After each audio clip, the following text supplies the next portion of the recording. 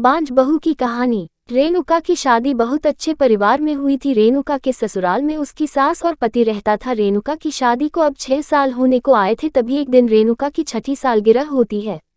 बहू, आज तुम्हारी शादी को 6 साल हो गए हैं, लेकिन अभी तक कोई भी औलाद तुमको नहीं हुई है। अरे क्या मेरे मरने के बाद बच्चे पैदा करोगी? अभी जिंदा हूं तो पोते का मुंह देख लेती तो मरकर थोड़ी शांति हो जाती, लेकिन तुम दोनों को तो मेरी बिल्कुल ही परवाह नहीं है। मैं तो तुम दोनों से बोल बोल कर थक गई हूँ। ये सुनकर रेणुका थोड़ी उदास होकर अपने कमरे में चली जाती है और अपने पति से कहती है, सुनिए जी, आपकी माँ कब से बच्चे की आशा लगाए बैठी है, लेकिन मुझे तो कोई बच्चा हो नहीं रहा है। अब हम क्या करें? रेणुका, तुम माँ की बात का बुरा मत मानो। माँ तो ये हमेशा से यही बोलती है, और तुम चिंता मत करो, हम अच्छे से अच्छे डॉक्टर से तुम्हारी जांच करवा रहे हैं, वहां से तुम्हें जरूर फायदा लग जाएगा। फिर माँ की भी ख्वाहिश पूरी हो जाएगी और तुम्हारी भी। तुम चिंता बिल्कुल मत करो। धीरे धीरे ऐसे समय निकलता रहता है और 7 साल पूरे हो जाते हैं। अब रेणुका की सास अपने बेटे संजय से कहती है, बेटे, इस बुरी माँ पर थोड़ा तो तरस था। तेरी बीवी तो तुझे औलाद नहीं दे सकती क्योंकि यह बांझ है। बेटा, मैं तो तुझे कहती हूँ कि तू दूसरी शादी कर ले। अगर इसको बच्चा होता तो यही कब की इस घर के आंगन को खुशियों से भर देती, लेकिन ऐसा नहीं हुआ।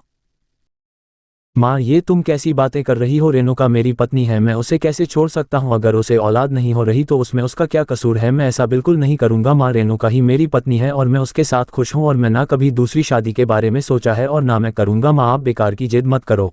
बेटा, तू मेरी इकलौती औलाद है और तेरे बाद इस खानदान को चलाने के लिए एक बच्चे की जरूरत है। इसलिए मैं कहती हूँ कि तू दूसरी शादी कर ले। दूसरी बीवी से तुझे बच्चा हो जाएगा, इससे तेरा वंश आगे बढ़ेगा, जो रेणुका नहीं दे पाई है। बेटी, कमी तुझे में नहीं है, तेरी बीवी में। इसलिए मेरी बात मान ले और दूसरी शादी कर ले। अगर तूने मेरी यह बात नहीं मानी तो तू मेरा मरा मुंह देखेगा। आज तुझे फैसला करना ही होगा। आज तुझे अपनी बीवी चाहिए या फिर अपनी माँ? यहाँ सुनकर रेणुका बोलती है, माँ जी, ऐसे मत करो। मेरे जीते जी मेरी सौतन मत लाइए माँ, मेरी जिंदगी बर्बाद हो जाएगी। देख रेणुका, मैं बहुत समय तक इंतजार कर लिया, अब मैं और इंतजार नहीं कर सकती हूँ। मैंने कह दिया। अगर तुम दोनों मेरी थोड़ी भी इज्जत करते हो तो मेरी इस बात को मान लेना।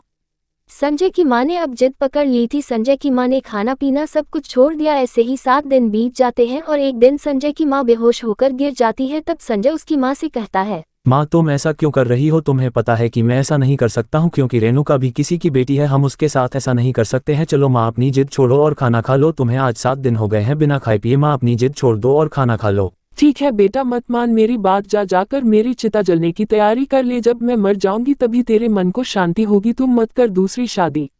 ऐसे ही कुछ दिन निकल जाते हैं और अब संजय की माँ की तबीयत बहुत खराब हो जाती है। अपनी माँ की ऐसी हालत देखकर संजय को अपनी माँ की बात मानी पड़ती है और संजय की माँ संजय की दूसरी शादी कर देती है। अब रेणुका बहुत उदास रहने लगी थी और ऐसे ही कुछ समय गुजर जाता है। धीरे धीरे 1 साल हो जाता है और संजय की दूसरी पत्नी को एक बच्चा हो जाता है। इससे संजय की माँ और रेणुका सब खुशी खुशी उस घर में रहने लगते हैं।